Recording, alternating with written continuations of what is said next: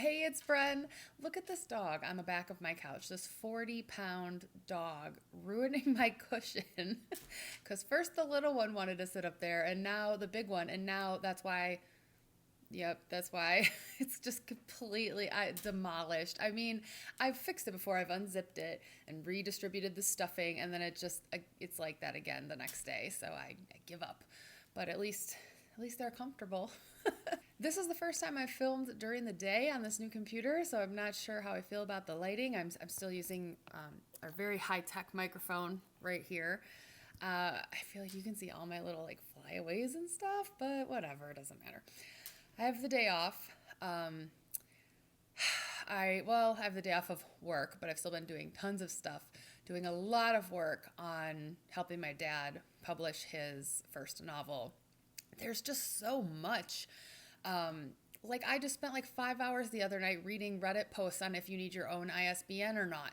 Like so many little things to figure out. It's another full-time job trying to figure this out.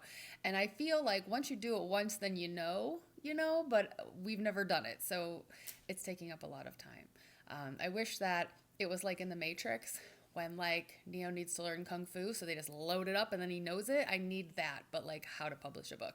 Anyway, I read all of your comments on my last video. I did not post that as soon as I filmed it because I was still a little like hesitant and nervous about putting myself out there on the internet again.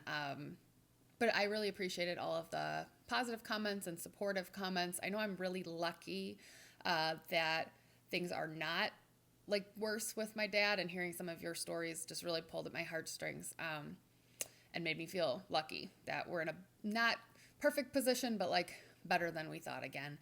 Someone did ask if he was going to get a PET scan. He is, but they're going to wait till he's referred to oncology and then they'll probably do that. And we just got the referral today, even though it's now over a week later from when I filmed that last video. So they must not think it's urgent because things are taking a while. But anyway, today's Monday. I have the day off, which I've just been cleaning and stuff all day because I didn't have a chance to do any of that this weekend. I hung out with my boyfriend-ish. I don't know what to call him. We've really got to get some new fake names, I think, for these men in my life because I can't keep referring to them as like most recent ex and ex before that. Let's go ahead and just get that out of the way. Let's do the fake names. So I've read that, and some of you, expressed in the comments that you want to hear what's going on with this guy. So I am going to tell you, but I don't think I'm going to do like a whole video on that yet because I need some more space from it. But regardless, we need some fake names. So I've read that if you're giving someone a fake name, you should not pick something that like rhymes with their name or starts with the same letter or anything. It should be totally random. So to accomplish that, we're going to use fake name generator. And I found a fake name generator where you can put in like that you want like a United States name, you can put in the gender. And I think that'll be good because I was kind of testing it out earlier. And at first I was getting a lot of names like Fernando and stuff. And I'm like, it doesn't feel right to call like a basic white boy Fernando. So we're going to find some more basic white boy names. But anyway, so yeah, I feel like I need a fake name for the most recent guy that I dated, but I also need a fake name for the guy before that, who you all know, who has been on this channel, who has been named many times. And so it might seem weird that I'm going to give him a fake name now, but he is technically an ex, and I feel like once you're an ex, you now get a fake name. Even if people watching know the real name, just feels safer to go with a fake name. So let's start there. So the first fake name is going to go to the guy that I dated for 7 years, who I have talked about on this channel many times before, but they're getting a new name. If it's a name that I've already used, obviously I'm going to have to skip it. If it's like someone I know in real life, I'm going to have to skip it, or someone I've dated. Let's see what we get. That's a popular TV character. I'm not going to do that. I do kind of know someone with that name. Okay, this might take a while. Okay, this could work though, actually. Pete. The name is Pete. I don't think that I actually know anyone named Pete. Like I do like know people who know people. I'm sure I've met people named Pete, but I don't really have an association or anyone in my inner circle named Pete. And that's a basic white boy name. So I think it works. Okay. So from here forward, if I talk about my ex, again, the one that I dated starting in 2014, who's been on this channel, he's going to be called Pete from now on. Got it? Okay, that's Pete. Okay. We also need a fake name for the guy that I just most recently dated. We dated for about a year and a half. We met in February 2022. He lived with me for a year, and as I mentioned in my last video, does not live with me anymore. We need a name for this guy. And I actually did give him a fake name when I talked about him last year, when I made a couple videos about it, and then those videos are no longer up. But he did not like that fake name. He let me know. So anyway, he's going to get a new one. Generate random names. That's a boss I used to have, so that's not going to work. No, that's weird. Okay. Ian. Ian just makes me think of New Found Glory because one of the members of New Found Glory is named Ian, but I don't think I really know anyone else named Ian. Like, I've met people named Ian, but I don't have a strong association with Ian. It has nothing to do with his real name. So I think that will work. Okay?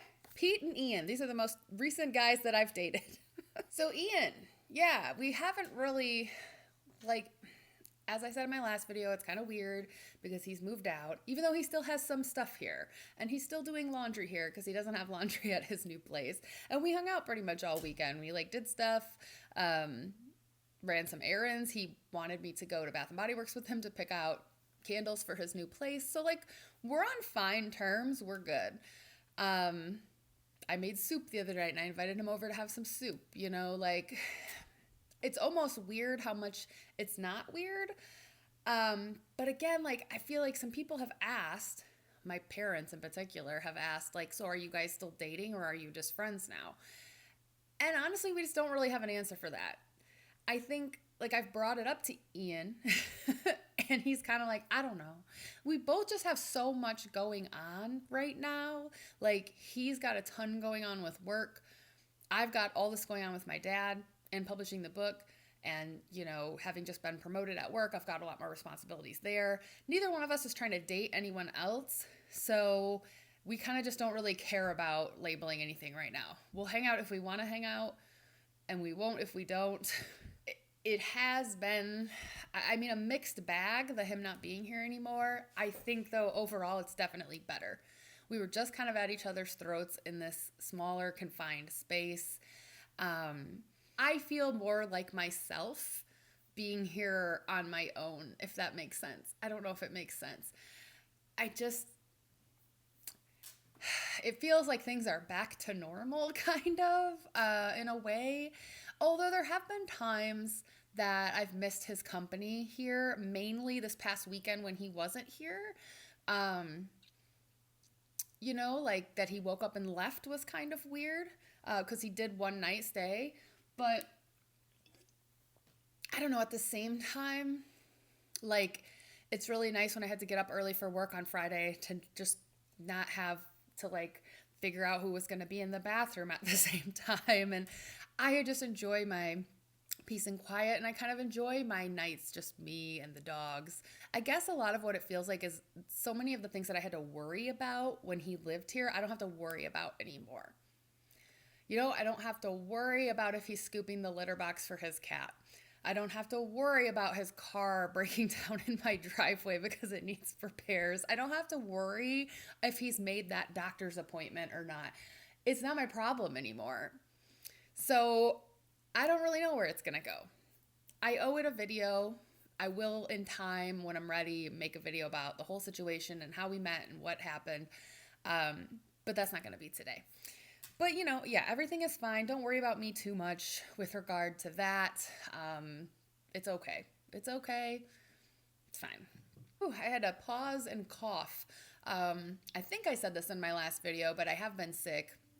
And man, I could certainly tell editing back that vlog and also the candle video that I filmed on my other channel just a few days ago. I am out of breath in some parts of those videos, and it's because I feel like I'm out of breath a little bit right now, honestly. Whew, my asthma has been really, really bad since I got really sick about 3 weeks ago or so. Maybe, yeah, about 3 or 4 weeks ago. Um, I had, let's see, always have had exercise induced asthma. I've talked about this on this channel before, but just real quick, I used to have exercise induced, but that was it. And then in probably like 2015, I got very, very sick with like a flu.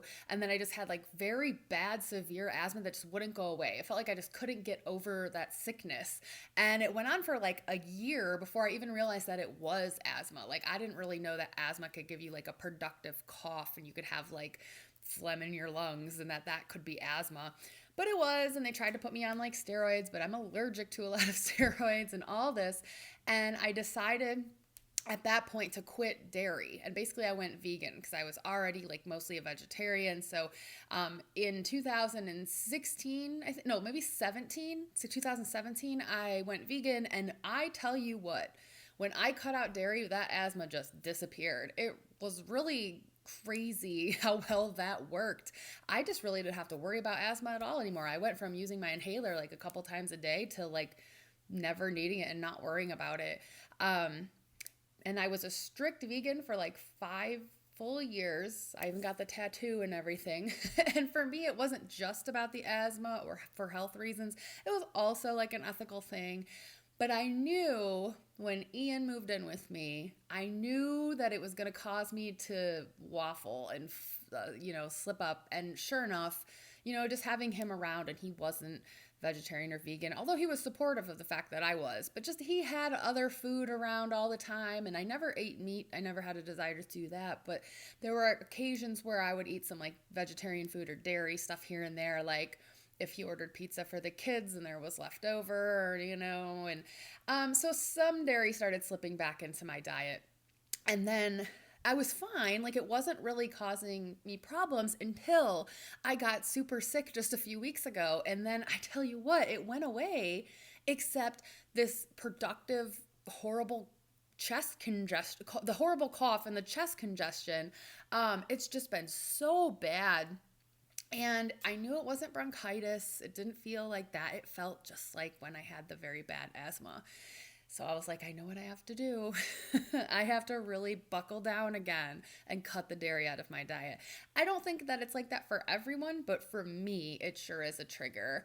I have been strictly back to a vegan diet for a week now, and I can already tell every day that it's getting better, but it doesn't feel like it was just, I would be hoping that it would be getting better anyway, but that's the whole thing, is it wasn't. Like I was recovered from the sickness and the asthma was still there every day, and I was having like pretty bad asthma attacks almost every night.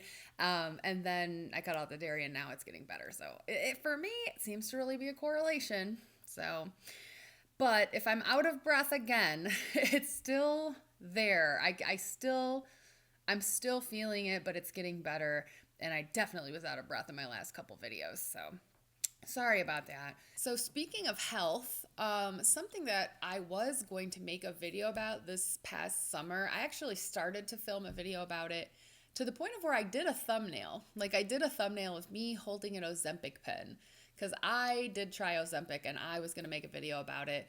But honestly, there are so many videos out there about people's experiences trying Ozempic and Wegovy now because it's such a popular thing and everyone's trying it.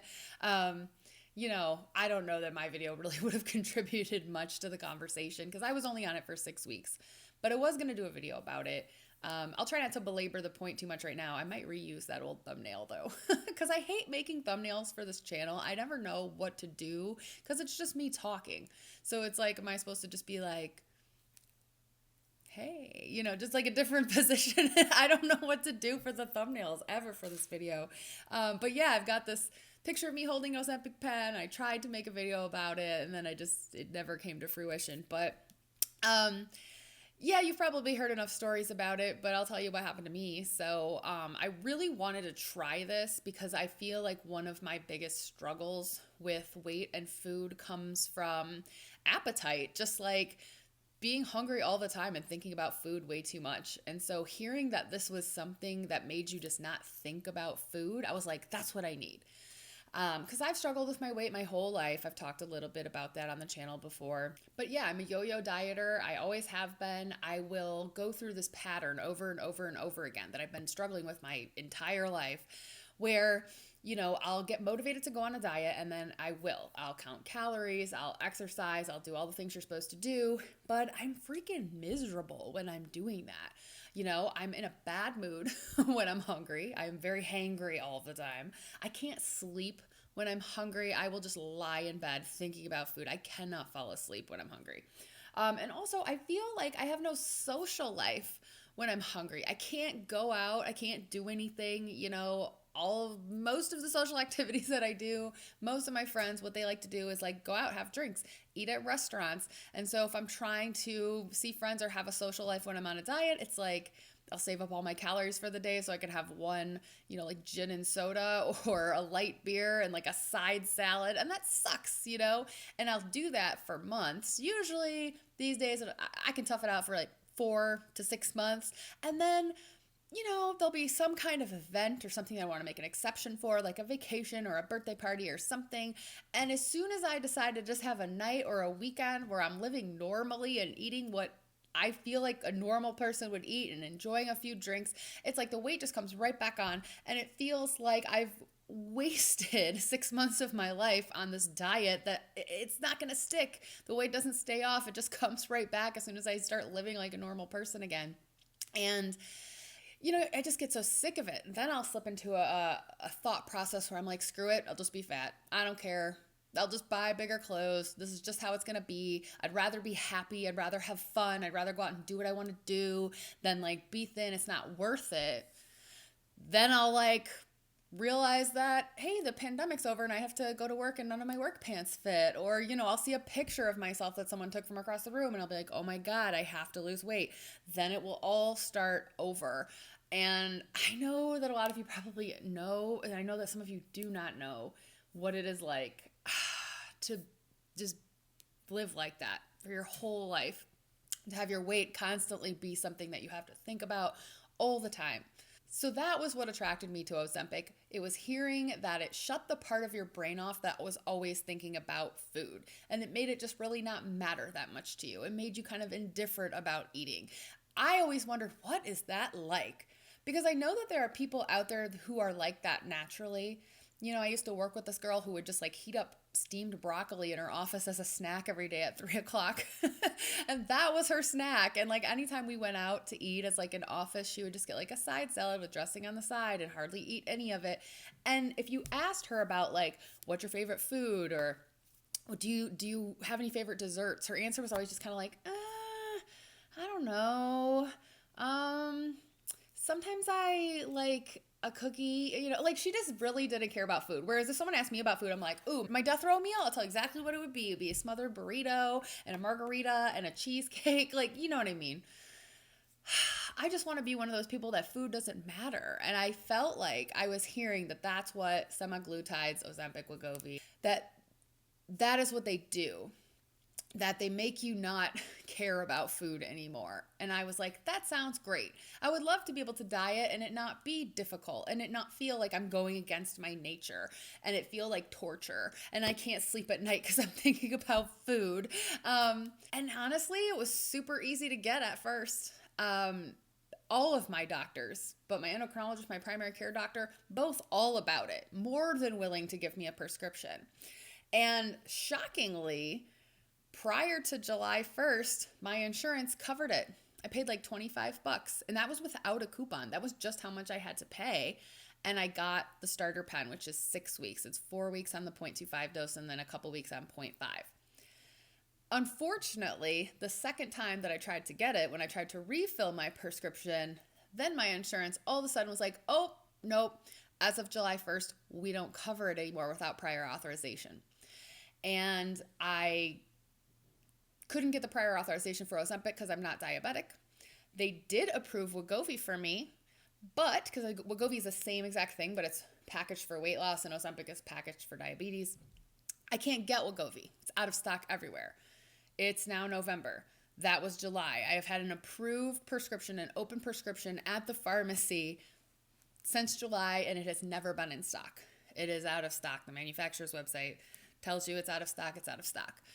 So I have not tried that hard to get it again because I'm kind of on the fence about if I would try it again because I did have some weird side effects when I was on it just for 6 weeks. And again, I was on a very low dose. But I'll tell you what happened to me. So when I first took it, I took it in the morning and, oh, hang on. Okay, I had to take that phone call. I'm back. So I took it in the morning and then that evening, I started to feel a weird twitching sensation in my side. And it was low enough that I do think it was intestinal. It was kind of straight out from my belly button, but like very much off to the right side. And it was as if something was like twitching or pulsing in my intestines. It was really bizarre. And the next day, it felt sore and painful in that area. And I sort of had some intestinal or abdominal cramping all throughout. It was all lower. My stomach felt fine. I wasn't nauseous. This was all intestinal cramping. But it was really bad in that one spot. And then on like the third day, I felt like someone had just beat me up. I felt like swollen and bruised on the inside of my body in that one spot on my right side. It was weird. But as that was happening, I would notice that when I ate, I would get dizzy. Again, a lot of people get nauseous. I wouldn't call this nausea, but like literally I would start eating food and I would feel like dizzy. That was bizarre. But all these effects kind of wore off as the week went on. I did notice that I couldn't eat as much at one time, but it wasn't because I felt full. It was just that like I lost my appetite. It was really weird. It was like I just eat a few bites of food and then I would just be like, I just don't want to eat anymore. It wasn't a feeling of fullness, just a feeling of not wanting to eat anymore. After I took the second dose, the intestinal thing, which had calmed down, kind of flared up again and I got the flutter, but it wasn't as bad as the first week. Weeks like 2, 3, and 4 weren't as effective for me. I lost the most weight and I ate the littlest the first week and the 5th week when I upped the dose. So again, I just think that starter dose just wasn't enough for me to really do much. When I was on the 0.5 again, like every time I took another shot, my intestines felt weird, especially in that one spot. But I didn't want to eat as much. And I also didn't want to drink as much. I could have a beer. I didn't usually want a second one. I just didn't want it. Yeah, it was odd. The dizziness kind of stopped the longer I was on it. That was really something I experienced mostly the first week or maybe week and a half that I was on it. And then, I had to go off of it because I couldn't afford to pay out of pocket for it and the insurance wouldn't pay for it after 6 weeks. And when I went off of it, I wasn't on it for long enough for it to really feel like any phenomenal change when I went off of it. I feel like the appetite just came back, whatever. I lost 7 pounds in the 6 weeks that I was on it that I'm sure I have gained back now.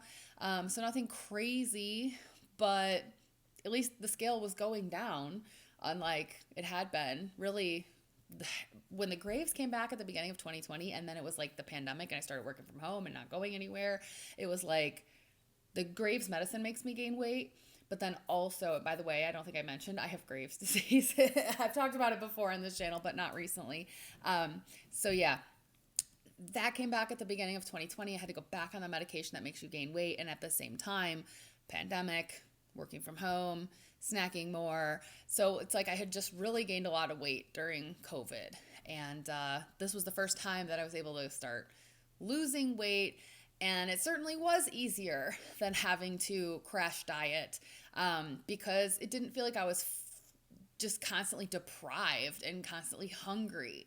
So it was doing exactly what I wanted it to do. All of the reasons I wanted to go on it. It was great. But on the other hand, I was really worried about what was going on inside of my intestines in that one spot. So I asked my doctor about it, and she really was just like, we don't know. Could have been anything. If you go back on it, that'll probably happen again. Like, didn't really have an answer for it. It's scary because the more people that are on it, the more stories we're getting now about people with stomach paralysis. There's already a lawsuit about it. I just heard someone like died because they were on it trying to lose weight for their daughter's wedding. That was in the news the other day. Like, people are having like their intestines rupture. Like, weird stuff is happening. I mean, it is the Wild West. My cousin's a pharmacist. Those were the words she used. She's like, it's the Wild West out there. But at the same time, it's working really well for a lot of people. So would I go back on it if I could easily get it again? I'd probably try it again. And then if things got too weird, I'd stop. But I don't know.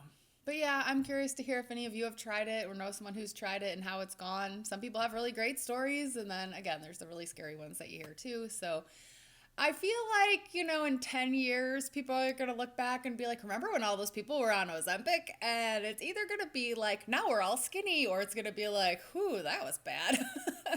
We'll have to wait and see. Okay. I think that's all that I wanted to talk about today. The phone call that I just got was this guy from the carpet place. I'm trying to get new carpet upstairs and new bedroom furniture at the same time that all this other stuff is going on. So that's why I'm like, I just have a lot going on right now. Okay, but I have more videos that I want to film. Be patient with me though, because I don't have a ton of time, but like I do plan on having more. So stay tuned, I guess. That's it. All right. Thanks again for the supportive comments on my last video regarding my dad. And also in the last video, maybe I went a little too hard at the like, I swear I'm not a loser, because I had a lot of people comment and be like, I never thought you were like screwed up or whatever. But yeah, I was just anticipating the trolley comments telling me that I was a mess, because that tends to be some of what I get on this channel when I talk about certain things. So I was heading that off at the pass. Maybe I was pouring out a little too thick, talking about how like, I swear my life is mostly okay. It's just a couple of things are a mess. But I appreciate all of you telling me that you don't think I'm that much of a mess. So thanks. All right. I'm going to cut this video before you change your mind about that. All right. Bye.